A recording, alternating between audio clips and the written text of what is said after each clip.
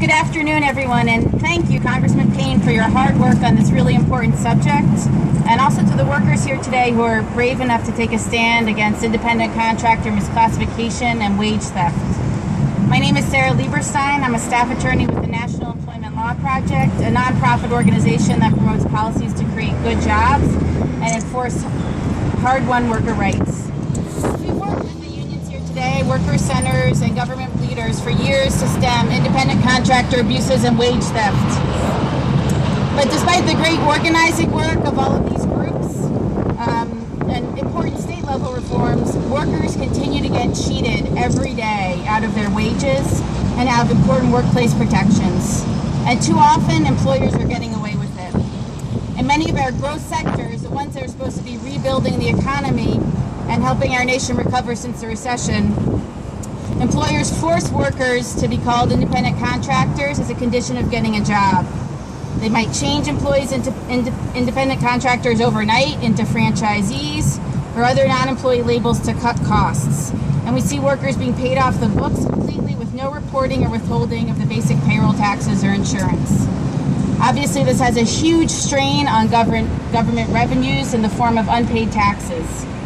Companies are also shirking responsibility for the most basic workplace laws by outsourcing to subcontractors or to staffing agencies.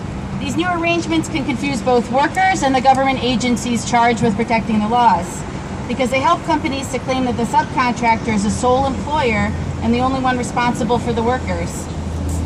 These practices are having a devastating effect on workers, on our economy, and on law-abiding businesses.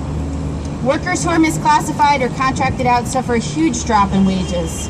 Misclassified port truckers, for example, earn at least 30% less than employed truckers. And food service workers' wages fell by $6 an hour when they're contracted out.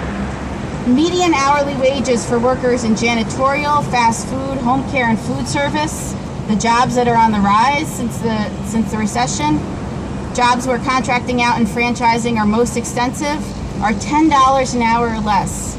And wage theft is endemic in these jobs. 25% of workers report minimum wage violations, and more than 70% don't get paid the overtime that they're owed. Injury rates are disproportionately high for construction workers, warehouse workers, fast food workers, and home care workers. The race to the bottom dynamic that we see in these sectors has severe consequences, not only for individual workers' pay and job standards, but for the economy as a whole. And local economies like Newark especially are strained by the cumulative effect of lower wages on consumer spending, on reliance on safety net programs. Public safety is undermined.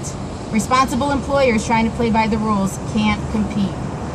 And local, state, and federal tax revenues suffer. As our report shows, we're losing billions of dollars each year in unpaid payroll taxes, Social Security, Medicare, workers' compensation, and the unemployment insurance taxes are severely compromised. But the good news is that we can hold employers accountable for what happens to their workers.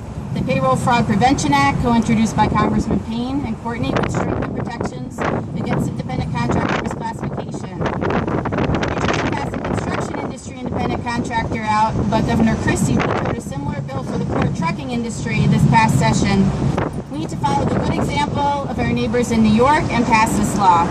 And we need our labor agencies to step up and aggressively pursue the lawbreakers. There's simply no excuse for robbing workers of their hard-earned wages. Workers deserve so much more. We can't afford this, and we need change now. Thank you.